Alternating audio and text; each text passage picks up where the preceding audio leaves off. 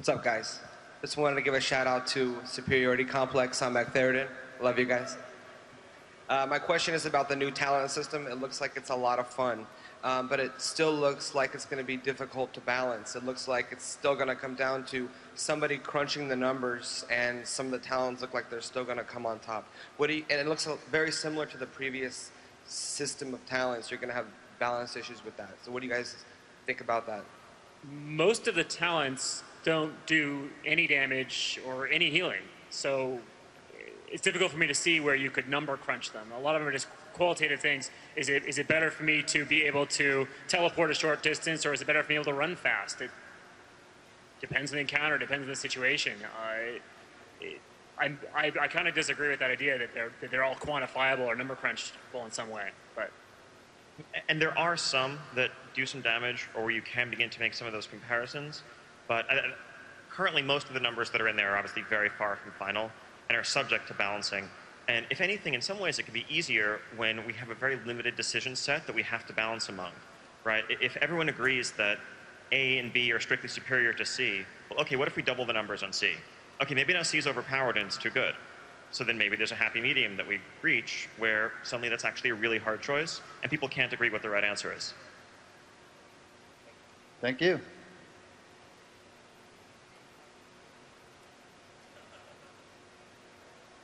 Hi there.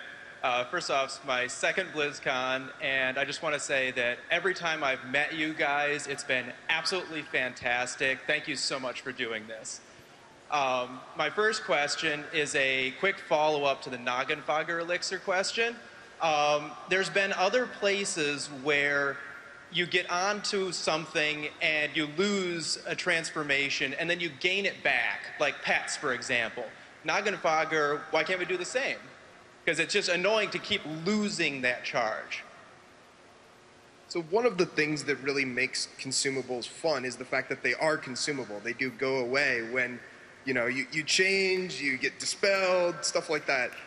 So if they were just sort of permanent things that you kept around and you popped back and forth like you're zoning into a Caverns of Time dungeon, you're going to lose the impact of what a transformation really is. And certainly we've looked at ways of giving you warnings rather than just automatically dispelling it out when you try to mount up. But fundamentally, we want these transforms to be fun things that aren't just everywhere. And to go with that, ideally, if you're in a transformation you can't have while mounted, ideally, instead of canceling a transformation you mount, you should say you can't do that while transformed or shapeshifted. Give you a red error message, and you want to mount, fine, cancel it. Okay. Thank you. I've had my actual question. It's up to you guys. Sorry, it was a quick follow-up. So my actual question is the archaeology has been like ignored as far as I can tell, other than a few added things here and there. Are we going to see anything better with cooldowns, you know, not being so ridiculous on the vanity items? Are we going to see lower than max level items that have more variety? That kind of stuff. The archaeology items are all over the place. My favorite one, I literally use every single time it comes up. I never let the thing drop, is the Vrykul helm, because I just like being bigger than everybody else. There's cool things like that, and they're not all long cooldowns. They're just all different and eclectic and all over the place and unpredictable, and that's cool. As far as the skill itself, we're certainly looking at a lot of ways to sex it up and make it more fun and take out some of that grindy nature of it.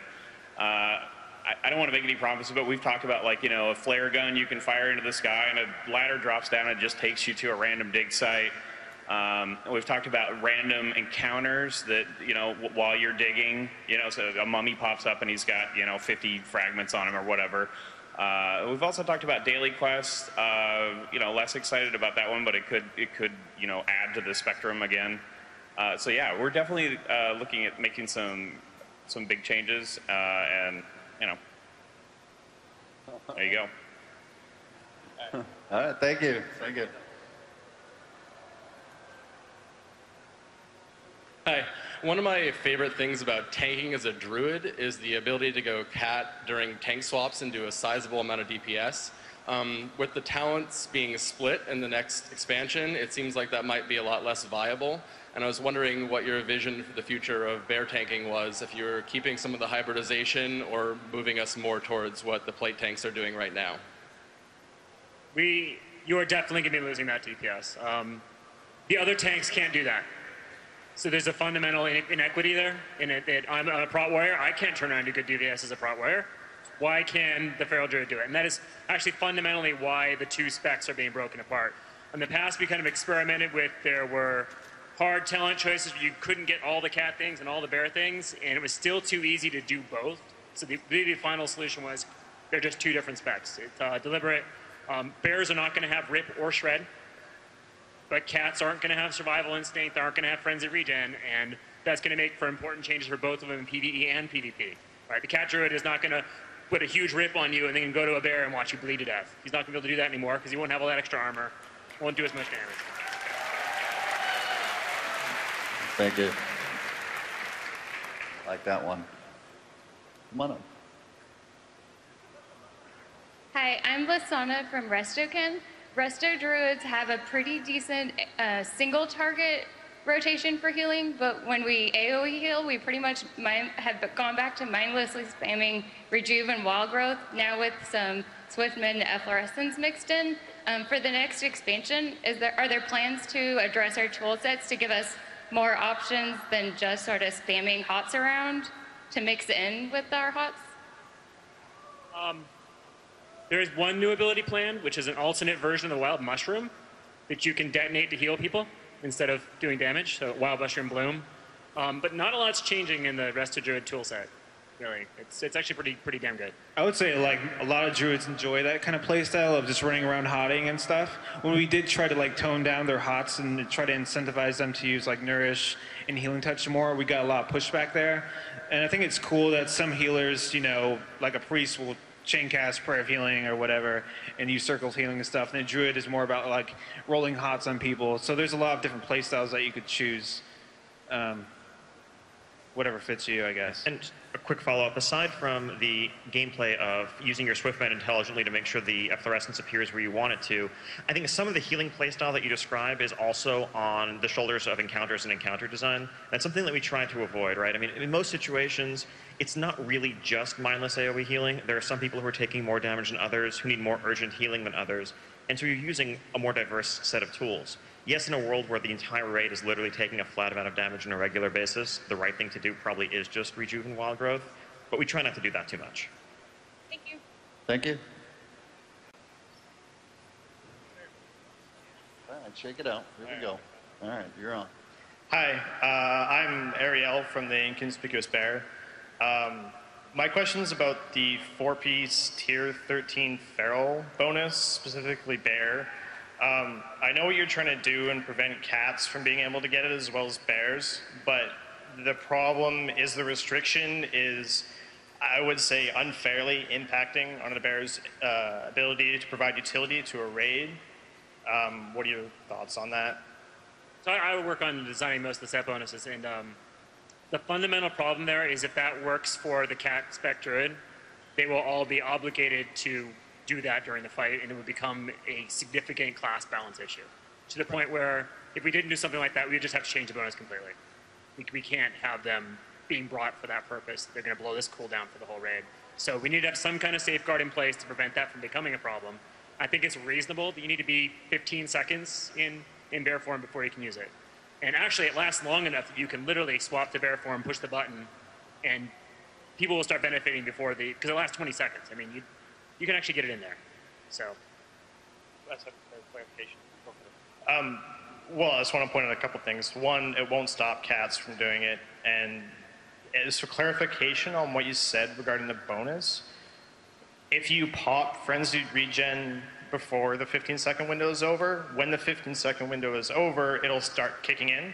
Correct. So like if you pop it after you like 5 seconds in, you'll get part of the benefit of the set bonus. Okay. Once the 15 seconds wears off, it'll start working. All right, fair enough. Cool, thanks. Thank you.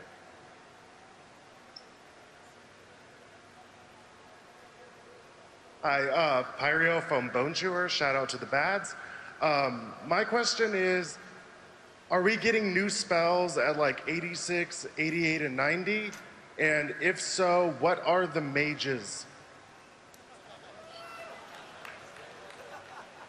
So one of the things we've talked about, we're adding a lot of new spells just to fill out the talent trees.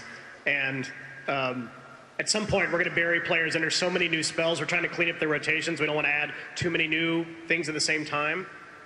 One plan we've talked about is to introduce a new spell just at level 87, because then you turn around and get an exciting talent at level 90.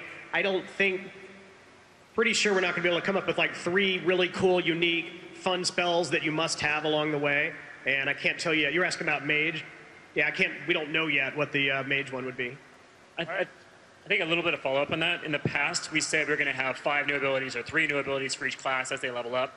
And one of the consequences of that has been a lot of unnecessary abilities, adding unnecessary complexity to the classes. So feeling obligated we have to get X new abilities for every class, even if they don't need it, actually damages the design of the game. And right now we're finding ourselves cleaning up after some of that mess. So I think 1 new ability on the way up is probably the most you're going to see. Well, and some classes, however, might get more than 1 new ability. It might just be at, level 60 or level 45. But to the extent that there are holes that are needed, that need to be filled in terms of what the class's capabilities are, we're going to fill them. But we're not going to just add new abilities just for the sake of doing so. All right. Good plan. Thanks, guys. Thank you.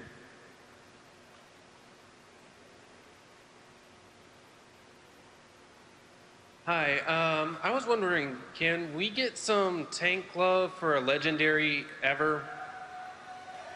It's certainly something that we're looking at. Legendaries are one of those things where, like I mentioned earlier, the story and the kit has to fit with what the item is going to be. It's not something where we just say, oh, well, it's time for a tank legendary, or it's time for a caster. We're not thinking about it in those terms. We're very much thinking about it in terms of how it fits into the story, how it really draws you into the game. And tanks have been a long time. Thunder Fury was very, very long ago. And so if there is an opportunity, it's certainly something that we're looking at. Okay. I'd love to see an orange shield, too. I think that'd be awesome. There we go. Oh, that's it. I've got to get back in line, but thank you.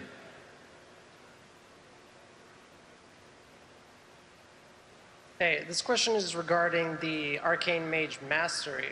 When it was created, it created the possibility for really deep gameplay regarding managing your resource, where other classes, oh, I have mana, I'm just going to spend it all because I can't get rid of all of it. But we were promised this toolkit to manage our mana, and all we got really was Arcane Blast and clearing your Arcane Blast stacks, because Mana Gem and Evocation just became something that when all your cooldowns came up, you just popped it, dumped all your mana, evocated it full, and then just stood there and did whatever until Evocate came back up. So are we gonna get anything else to help us not be 2-button wonders and make it deeper? So one thing we've been looking at is we're not really happy with the role of Arcane Barrage right now, in that it doesn't really have a good place. And so we have some plans in mind to add a little bit more complexity to the Arcane design, make Arcane Barrage more meaningful and work better. But all the details will be coming out in the near future. But there are some significant plans to change around that. We considered putting it into patch 4.3, but decided it was better to wait to the expansion. Yeah, it's the same deal with Arcane Missiles. I think it's less than ideal that in many cases you have this proc, you have a spell visual come up on your screen telling you something cool has procced, and the right thing to do is to ignore it most of the time. And you only push it like if you are trying to conserve mana. So we'd like to redesign things such that Arcane Missiles, Arcane Barrage, and Arcane Blast all have an equal and valid role as part of the Arcane rotation, which will add a lot of that complexity and nuance that I think you're looking for. Thank you.